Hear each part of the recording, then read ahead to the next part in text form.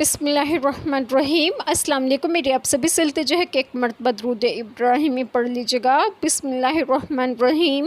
اللہم صلی علی محمد وعلی آل محمد کما صلیت علی ابراہیم وعلی آل ابراہیم انک حمید مجید۔ اللہم بارک علی محمد وعلی آل محمد کما بارکت علی ابراہیم وعلی آل ابراہیم انک حمید مجید۔ بسم اللہ الرحمن الرحیم۔ ایمان والے نیکوکاروں سے اللہ کا وعدہ ہے کہ ان کے لیے بخشش اور بڑا ثواب ہے، اور وہ جنہوں نے کفر کیا اور ہماری آیتیں جھٹلائیں وہی دوزخ والے ہیں۔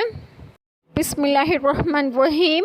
آج جو بات میں آپ لوگوں سے ڈسکس کروں گی وہ یہ ہے کہ اس پہلی آیت کریمہ میں ہے کہ ایمان والے نیکوکاروں سے اللہ تعالیٰ کا وعدہ ہے کہ ان کے لیے بخشش اور بڑا ثواب ہے، یعنی اگر ایمان کے ساتھ عمل صالح انسان بجا لاتا ہے اور اس کے ساتھ گناہ کا بھی ارتکاب کرتا ہے تو اللہ تعالیٰ کا وعدہ ہے کہ وہ مغفرت اور درگزر فرمائے گا اور اجر عظیم عطا فرمائے گا اور اجر عظیم بھی عنایت فرمائے گا۔ اور اس سے اگلی آیت کریمہ میں ہے کہ اور وہ جنہوں نے کفر کیا اور ہماری آیتیں جھٹلائیں وہی دوزخ والے ہیں۔ اس آیت کریمہ میں ہمیشہ جہنم میں رہنا سوائے کفار کے اور کسی کے لیے نہیں ہے۔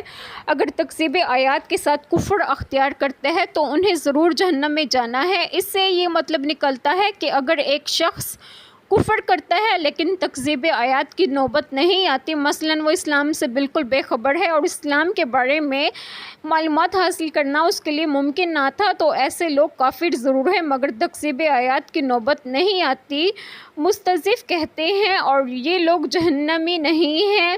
اللہ تعالیٰ ہم سب کے تمام گناہوں کو معاف فرمائے اور ہمیں صراط مستقیم کی راہ پر گامزن کریں، اور آپ سب کو آپ کے گھروں میں خوش و خرم رکھیں اور صحت و تندرستگی بھی دیں۔ آمین۔ جزاک اللہ خیر۔